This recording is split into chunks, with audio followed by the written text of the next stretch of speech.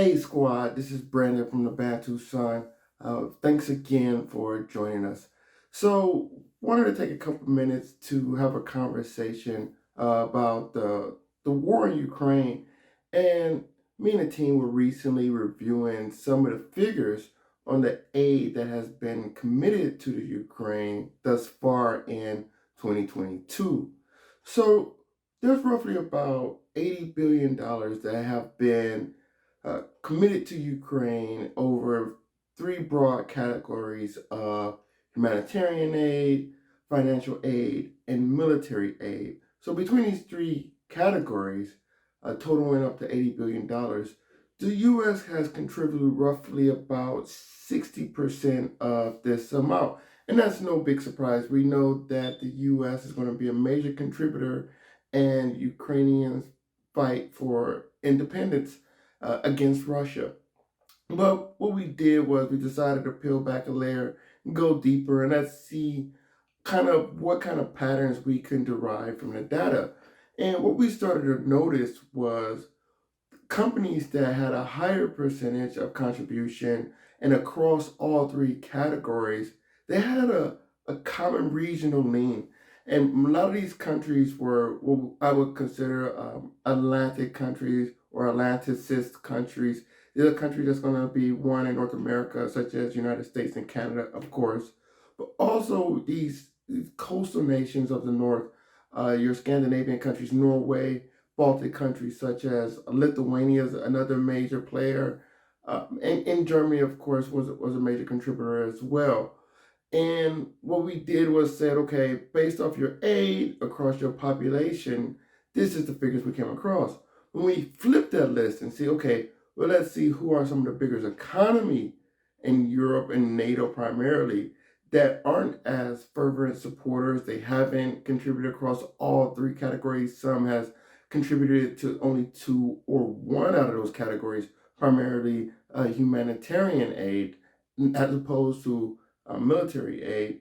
We started to notice another trend, and this trend with these countries a lot more aligned in Central and Southern Europe, which was surprising because if you look at the EU, the major economies in the EU are going to be Germany, France, Italy, and Spain.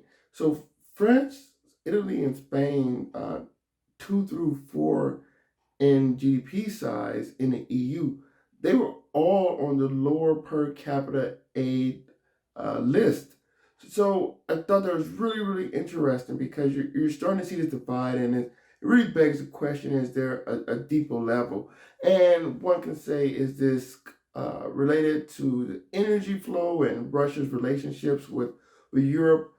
As everybody knows about the Baltic pipeline, but do as many people know as much about the Turk Stream and Soyuz, the Brotherhood line that comes from Russia into Southern Europe. So we're not necessarily sure if it's going to be a pipeline connection, whether it's just the relations that these countries have and their perspective on this war in Ukraine, or is it something deeper? Of course, these northern countries, such as Norway, which was on a high end of per capita aid, they're about $224 per person, as opposed to France, which was the tenth of that at $21 per person.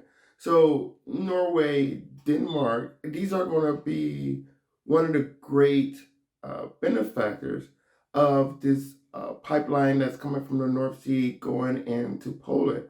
So it's really interesting because you have Russia to the east, and Russia is kind of hemmed in to the north through the Baltic Straits, as you will say, when you have to go out into the Atlantic Ocean by those Scandinavian countries, Sweden and Finland trying to get into NATO, Norway in NATO. And then to the south, Russia is hemmed in with their largest port, Novorossiysk, being on the Black Sea.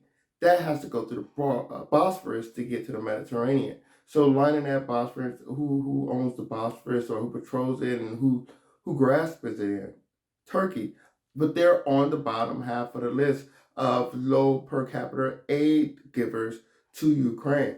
So this is something that we're going to continue to follow because it really begs to differ Is there a split in mentality? Are these countries waiting out the results before they commit further?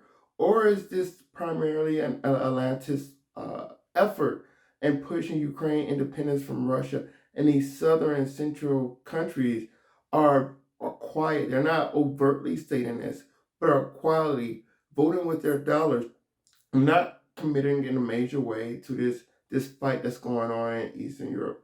So this is something we're going to continue to monitor. Let us know your thoughts. If you'd like to comment, like, subscribe, share, we'd love to know your thoughts. You think we something we hit on the head, or you think there's something deeper beyond that we're not paying attention to? We'd love to hear your insight. So thanks again for joining us. Until next time, take care. Bantu up.